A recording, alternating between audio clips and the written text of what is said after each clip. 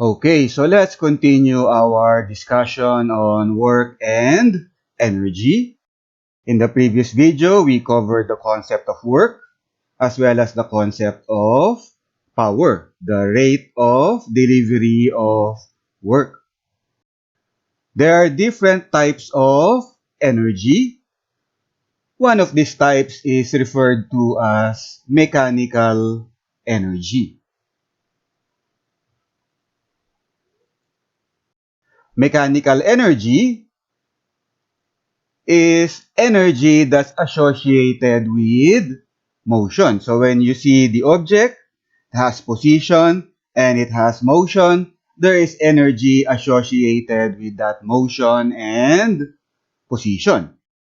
We look at two types of mechanical energy. You have kinetic energy and you have potential energy. First, let's have kinetic energy. Kinetic energy is mechanical energy associated with speed. For as long as the object is moving, for as long as the object has a non-zero speed, it has kinetic energy. Going back to our definition of work, work is equal to integral of F dotted with dx. Using second law of motion, F is equal to ma. We replace F by ma. So we have integral of ma dotted with dx.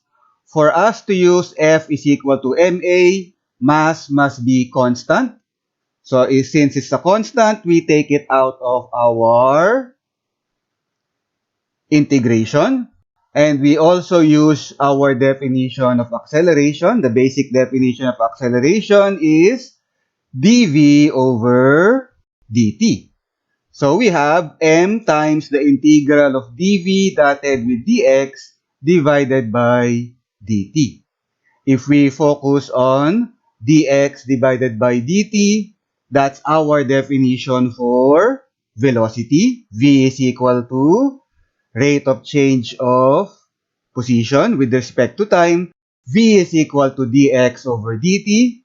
So, replace dx over dt by v. We have m times integral of v dotted with dv. Since from our kinematics, we know that we have initial velocity and final velocity, initial case to final case. We integrate this equation from initial case to final case, which will give us 1 half mv final squared minus 1 half mv initial squared.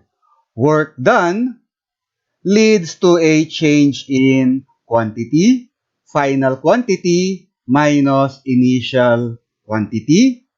Since work capacity to perform is work is energy basically rather, sorry about that.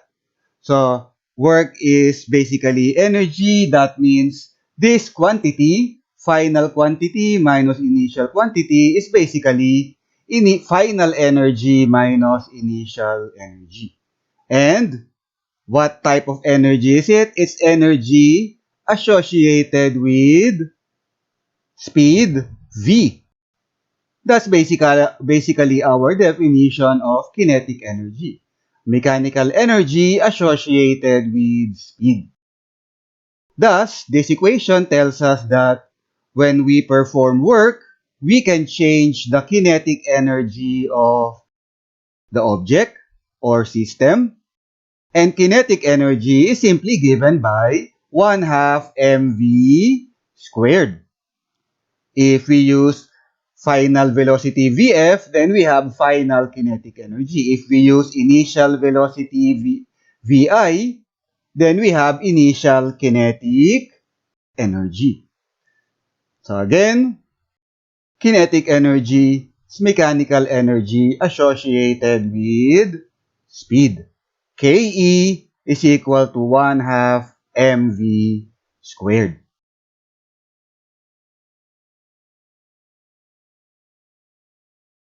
The work done by a conservative force has been observed to be stored in the form of potential energy. Potential energy is mechanical energy associated with position. As long as the object is in that particular position, the object has this amount of potential energy. An object has potential energy simply because it is in that particular position. Conservative force is basically a force that when it performs work, the work done does not depend on the path taken. What's important is simply the initial position and the final position, or the initial case and the final case. The path taken as you go from initial to final does not matter when looking at the work done by a conservative force. One such conservative force is the force of gravity. Thus, we have gravitational potential energy. Potential energy due to the work done by gravity. You have an object, it has weight F. F is equal to mg and it is constant at that value. F is equal to mg. If the object moves from initial position h, initial height h, to final height h, the work done by the force of gravity is given by work is equal to integral of mg dotted with dy, since the motion is along the y-axis, from initial position to final position, from hi to h final. G is vertically downwards. Y is, the motion is upward, so dy is upward. So they are opposite in direction. G and dy is opposite in direction. The angle between them is 180 degrees. So if we perform that product, we use cosine 180 degrees, which will give us minus mg integral of dy. Minus because cosine 180 degrees is equal to minus 1. M is constant, therefore it's outside the integration. The same goes for g. So we are only integrating dy.